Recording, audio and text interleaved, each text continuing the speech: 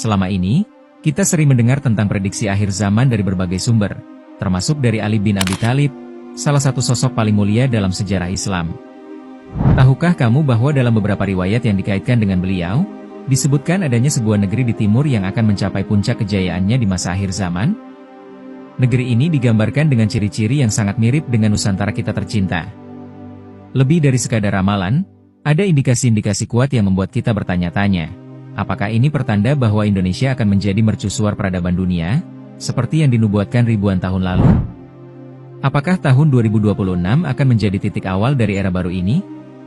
Dalam video ini, kita akan menyelami lebih dalam ramalan-ramalan ini, mengupas bukti-bukti yang mengaitkannya dengan Nusantara, dan mencoba memahami mengapa prediksi ini begitu relevan untuk kita semua saat ini. Siapkan kopinya, mari kita gas!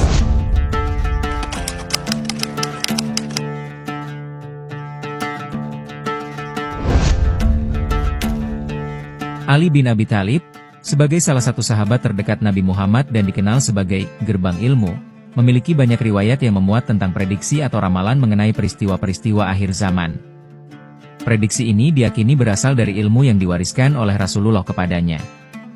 Penting untuk dicatat bahwa informasi ini umumnya ditemukan dalam kitab-kitab dan riwayat yang membahas tentang akhir zaman, seperti yang disebutkan dalam buku Ramalan Akhir Zaman Imam Ali bin Abi Thalib, Kondisi Akhir Zaman dan Peristiwa-Peristiwa Besar yang Terjadi, karya Sayyid Ali Ashur, atau kitab lain seperti Al-Jafr.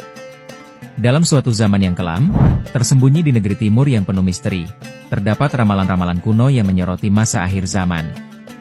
Ramalan-ramalan ini terkait dengan kejayaan yang akan diraih oleh sebuah negeri yang disebut Nusantara. Negeri ini memiliki ikatan dengan sosok yang sangat dihormati, yaitu Ali bin Abi Thalib yang mendengarkan wahyu mengenai akhir zaman dari Rasulullah. Namun, ramalan-ramalan ini tidak hanya memunculkan rasa ingin tahu, tetapi juga ketakutan dalam benak banyak orang. Menariknya, ramalan ini juga disebutkan dalam cerita para wali abdal yang tersembunyi di dalam kitab-kitab. Isu ini menggelisahkan dunia karena mereka takut pada masa depan yang diprediksi oleh orang-orang yang memiliki pengetahuan tersembunyi. Maka dari itu, di sini akan kita urai ketakutan dan kegelisahan itu agar menjadi berita yang menyejukkan. Ingat, Islam adalah kabar gembira dari langit, bukan agama teror yang hanya berisi doktrin surga dan neraka. Oke, mari kita selami bersama. Pada akhir zaman, negeri yang dimaksud akan mencapai puncak kejayaannya dengan pulau-pulau yang terbuka di masa Imam Mahdi dan Nabi Isa. Sebuah kitab yang sangat berharga dan dikaitkan dengan Ali bin Abi Thalib, berjudul Al-Jafr Al-Azam, telah mengungkapkan pernyataan-pernyataan beliau mengenai akhir zaman yang diterimanya dari Rasulullah. Kitab tersebut merujuk pada keberadaan suatu negara yang akan menjadi simbol kejayaan Islam di masa akhir zaman yang disebut Negeri Al-Yaban. Negara ini memiliki ciri-ciri. Mayoritas penduduknya adalah orang-orang yang beriman kepada Allah dan Rasul-Nya. Penduduknya berasal dari kelompok Ajam, non-Arab. Penduduknya terkenal baik dan banyak yang mampu membaca Al-Quran.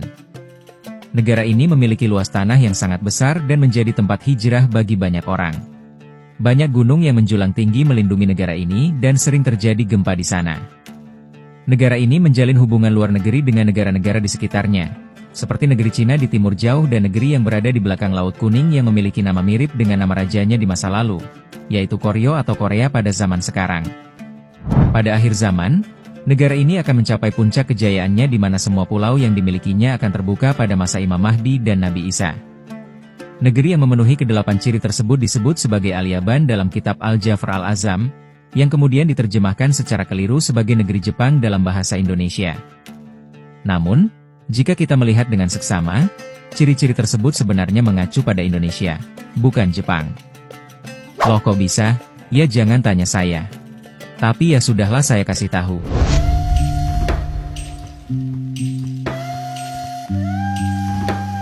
Lalu, mengapa kata Al-Yaban dalam kitab Al-Jafr Al-Azam diterjemahkan sebagai negeri Jepang? Jawabannya adalah karena kata Al-Yaban merupakan pelafalan dalam bahasa Arab dari kata Al-Yavan. Sebagaimana nama Swarna Dwipa, nama Pulau Sumatera dalam bahasa Sanskerta yang diucapkan dalam bahasa Arab sebagai Swarnadip. Juga, tidaklah kebetulan bahwa dalam peta kuno Pulau Jawa versi Belanda terdapat daerah yang disebut Jepen yang mirip dengan Jepang. Dr. Muhammad Ali dalam bukunya, Afro-Semitic Philology, The Sanskritization of Vedas and Sanskrit Element in Hebrew, menyatakan bahwa Abraham merupakan istilah yang diadopsi dari bahasa Veda Sanskerta, berasal dari kosakata Yavan Vipam, yang kemudian mengalami proses transliterasi menjadi Java Vipa yang artinya Pulau Jawa. Dengan demikian, kita dapat memahami bahwa negeri Al-Yaban, pelafalan dari kata Al-Yavan dalam lisan orang Arab dan disebutkan oleh Ali bin Abi Thalib dalam kitabnya, merujuk kepada negeri Nusantara dengan Pulau Jawa sebagai bagiannya. Dalam buku Java, Past and Present, A Description of the Most Beautiful Country, oleh Daniel McLean Campbell, 1915, disebutkan bahwa Javana, Yavana, atau seringkali hanya disebut Java, tidak hanya merujuk pada Pulau Jawa, tetapi juga Pulau Sumatera, sebagian Pulau Kalimantan, dan semenanjung Malaysia. Ini mencakup seluruh kepulauan Indochina. Dengan demikian, Yavana atau Al-Yavan sesungguhnya merujuk kepada wilayah Nusantara yang mencakup Pulau Jawa, Sumatera, Kalimantan, semenanjung Malaysia, dan seluruh wilayah Indochina.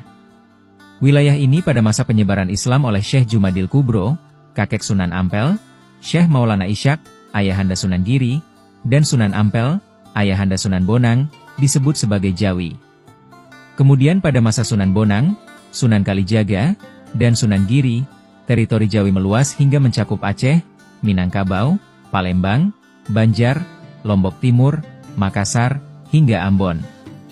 Keseluruhan wilayah penyebaran Islam ini kemudian disebut sebagai Jawi.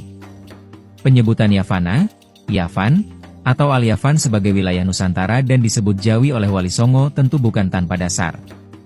Dalam buku, History of the Cultivation of Vegetables, comprising terms botanical, medical, edible, and chemical, yang ditulis oleh Henry Phillips pada tahun 1822, disebutkan dalam literatur kuno dari tahun 595 sebelum Masehi bahwa kalamus, sejenis bambu, yang diperjualbelikan di pasar barat berasal dari India Timur atau Indonesia pada masa sekarang dan atau disebut juga sebagai Javan.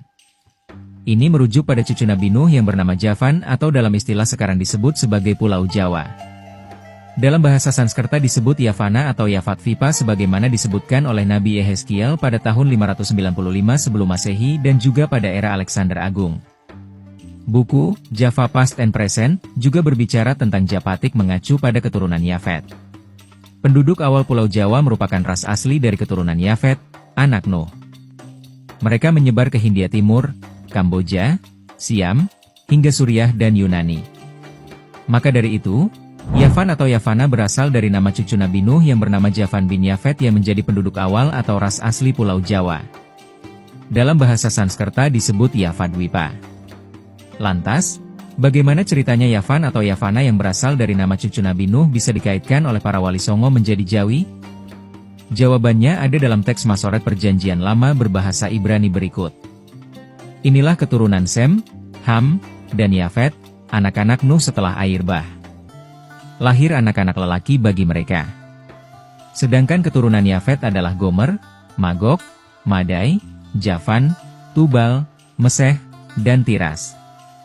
Inilah kepulauan Goim dari keturunan Yafet yang masing-masing terbagi menurut tanah mereka, menurut bahasa mereka, dan menurut kaum mereka. Teks ini menyebutkan bahwa keturunan Yafet bin Nuh, termasuk Javan, adalah penduduk awal kepulauan Goim. Nah, kata Goi dalam bahasa Ibrani dibaca sebagai Jawi. Jadi, para Wali Songo sangat tepat menyebut Yavan atau Yavana dari Javan sebagai Jawi. Menariknya, ramalan ini juga disebutkan dalam kitab Bhavishya Purana, bagian Pratisarga Parwa. Dalam kitab ini disebutkan bahwa di akhir zaman Kaliyuga, orang-orang Yavana akan menguasai peradaban dunia. Sedangkan dalam kitab Ramayana, bagian Kiskindakanda bab 40 disebutkan bahwa, kalian akan memasuki wilayah Yavana Vipam yang terdiri atas 7 kerajaan. Dalam Mahabharata, disebutkan terjadi sekitar 6604 sebelum Masehi. Disebutkan bahwa manusia diturunkan ke bumi dan berkembang menjadi berbagai bangsa. Disebutkan pula bahwa pada zaman Treta Yuga telah berdiri 7 kerajaan megah di Pulau Jawa, Nusantara, yaitu Yavadlipa, Karnadipa, Malayan, Vipavana, Diva, Sulandripa, dan lainnya. Kesimpulannya, terdapat 3 kitab besar yang meramalkan kejayaan negeri di timur. Kitab Al-Jafar Al-Azam, Ali bin Abi Thalib. Kitab Sunan Sendang Duur, Wali Songo. Kitab Bhavishya Purana, Hindu. Ketiganya meramalkan negeri yang disebut Yavana, Yavan, Al-Yavan, atau Yavadlipa sebagai negeri yang akan berjaya dan memimpin peradaban dunia di akhir zaman. Negeri ini adalah Nusantara. Semoga ini bukan sekadar ramalan, tetapi menjadi kenyataan yang membawa kebaikan dan kemajuan bagi Nusantara di tahun 2026, khususnya Indonesia yang saat ini berada di bawah kepemimpinan Presiden Prabowo Subianto.